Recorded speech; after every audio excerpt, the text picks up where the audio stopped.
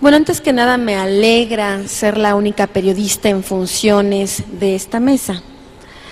Finalmente he escuchado con mucha atención las visiones de cada uno de ustedes cuando se ven los toros detrás de la barrera. Yo lo que quiero compartir ustedes esta noche es cómo se ven las cosas en el ruedo, cómo se ven las cosas en el día a día, que en algunas cosas coinciden con los análisis, con estas explicaciones que hay, pero en muchas otras cosas no. En muchas otras cosas es muy distante el análisis teórico, el análisis de resumen, de recolección de información, que lo que se vive, lo que vivimos los periodistas de investigación, los periodistas que denunciamos la corrupción, los periodistas que denunciamos la colusión de autoridades con el narcotráfico, de empresarios con el narcotráfico. La realidad es mucho más cruda y mucho más difícil de lo que hasta ahora hemos escuchado.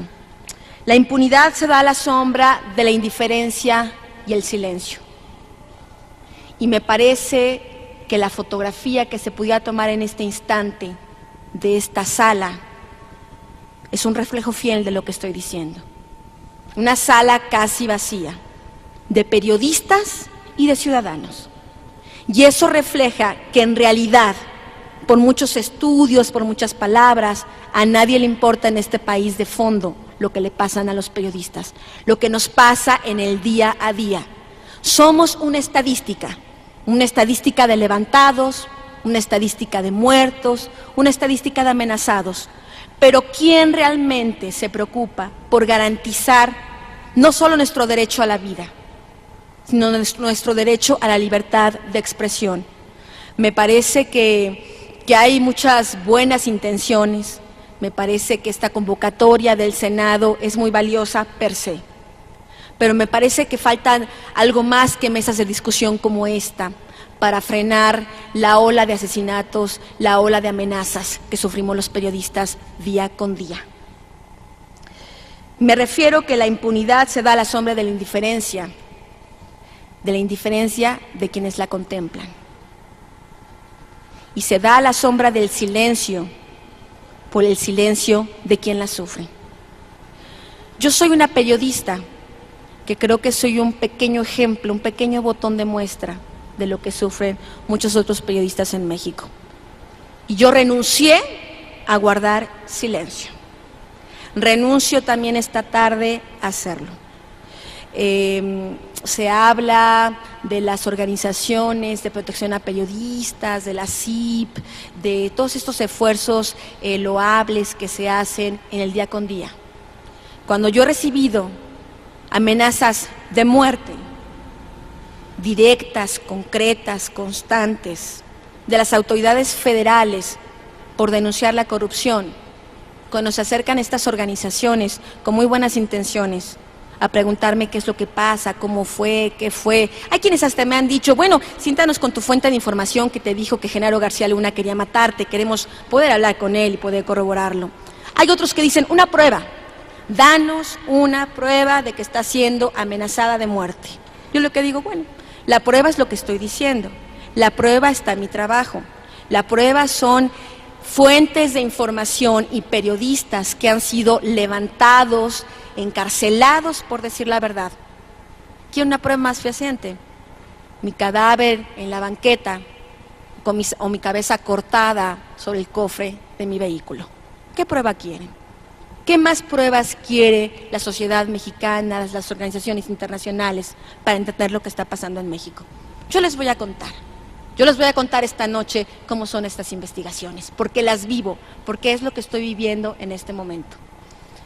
En diciembre del año 2010, diciembre del año pasado, recién publicado el adelanto de mi libro Los Señores del Narco, en la revista Procesa, fui informada por un ex policía que escuchó de viva voz la información de que presuntamente el secretario de Seguridad Pública Federal, Genaro García Luna, y Luis Cárdenas Palomino, su brazo derecho, estaban contratando a policías federales a policías de la Agencia Federal de Investigaciones para asesinarme, que se les iban a dar premios como mejores cargos o mejores ingresos para poder, si concretaban esta misión. No me quedó más remedio que hacerlo público. Como ciudadana creo en las instituciones, es mi función, mi obligación creer en las instituciones.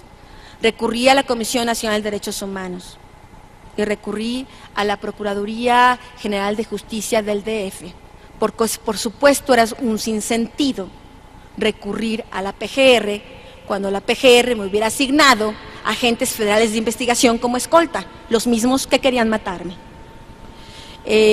A paso del tiempo, yo hice públicas estas denuncias, estas amenazas, porque fue la única manera que encontré de salvaguardar mi vida y la de mi familia. Las organizaciones vinieron, emitieron algunos comunicados, pero como no había una prueba, no había un cadáver, no había dónde poner la corona de flores, entonces ya Anabel Hernández no es nota. No es nota como no es nota muchos de otros periodistas que han sido asesinados. Son notas cuando hay a quien llorarle, son notas cuando hay que poner una esquela, son notas cuando se abre una averiguación previa, son notas cuando somos casos confirmados o no confirmados, pero no somos nota cuando nos empeñamos en seguir vivos denunciando los hechos de corrupción. En enero de este año, por desgracia, estas amenazas contra mi persona comenzaron a transgredir las fronteras y se trasladaron a mi familia. En enero de este año mi familia fue víctima de un atentado. Yo recurrí nuevamente a las instituciones, confié, denuncié ante la Procuraduría del Estado de México, denuncié ante la Procuraduría del DF, ante quien había iniciado la averiguación previa para que, por supuesto, como tienen facultades, pudieran tener acceso a lo ocurrido en el Estado de México y poder saber qué fue lo que ocurrió, porque, por supuesto, yo no daba por hecho entonces, en enero del año de este año, que esto estuviera ligado al otro. Es tanta la violencia, son tantos los hechos de amenazas y de atentados que hay contra todo el mundo, que yo no quise darlo por hecho. Fui bastante bien intencionada, pero soy bien intencionada, no estúpida. Siguieron las cosas, las investigaciones están donde estaban al principio, no ha habido ni un solo avance. A mediados de marzo de este año fui invitada durante un mes a Italia a hacer una serie de presentaciones y de conferencias sobre mi libro para explicar lo que está pasando en México. Durante mi ausencia, uno de mis familiares tuvo un encuentro, tuvo las amenazas, en dos ocasiones, dos vehículos diferentes, gente encapuchada, armada, ya con armas largas, amenazaron a los escoltas que tienen asignados por parte de la Policía del Estado de México a raíz de los hechos de enero. Hoy me encuentro, el viernes de la semana pasada apenas, y el día de hoy tuve la triste confirmación de que mi idea, mi querer creer que todos estos hechos no estaban relacionados con esa amenaza primera de muerte contra mi persona era falso. Si son hechos relacionados, yo quiero denunciar desde esta tribuna que el secretario de Seguridad Pública Federal, Genaro García Luna, y su equipo siguen con la orden dada de matarme. Y lo único que han estado haciendo todo este tiempo es intentar, supongo, persuadirme equivocadamente de que me calle.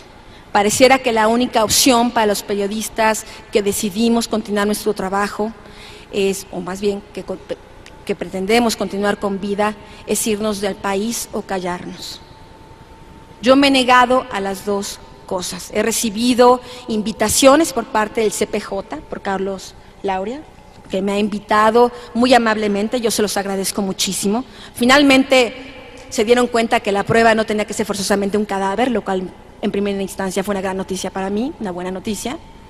Finalmente se acercaron a mí, me dijeron que habían evaluado, que consideraban que la situación era de mucho riesgo y que podía yo tener un refugio en algún país de Europa. Recibí también en esta instancia en Italia una invitación de la organización Libera a quedarme ahí. Anabel, ya no regreses a México. ¿Qué sentido tiene? La situación no va a cambiar. Esa es nuestra única opción de libertad de prensa. Hoy el presidente de la República decía en Amanalco esta mañana que él protege la libertad de expresión, que él ha dado una dura pelea por la libertad de expresión. 68 periodistas asesinados, 13 periodistas desaparecidos. ¿Es la lucha del presidente de la República? ¿Qué mayor atentado a la libertad de expresión que esa? ¿Qué mayor amenaza constante que esa? Cuando un secretario de Seguridad Pública Federal como Genaro García Luna es capaz de detener a fuentes de información y periodistas, no solo del medio para el que trabajo, que es Reporte, sino también de otros medios de comunicación, con tal de que no divulguen su súbita crecimiento patrimonial. ¿Eso es la libertad de expresión que nos garantiza el presidente de la República? Yo creo que, y he escuchado toda esta tarde, no debo de ocultar que con cierta sensibilidad a flor de piel, cuando uno tiene una amenaza de muerte sobre la cabeza, hablar de estadísticas de periodistas muertos, de periodistas que ya fueron enterrados, de si avanzan o no avanzan sus investigaciones, es muy triste.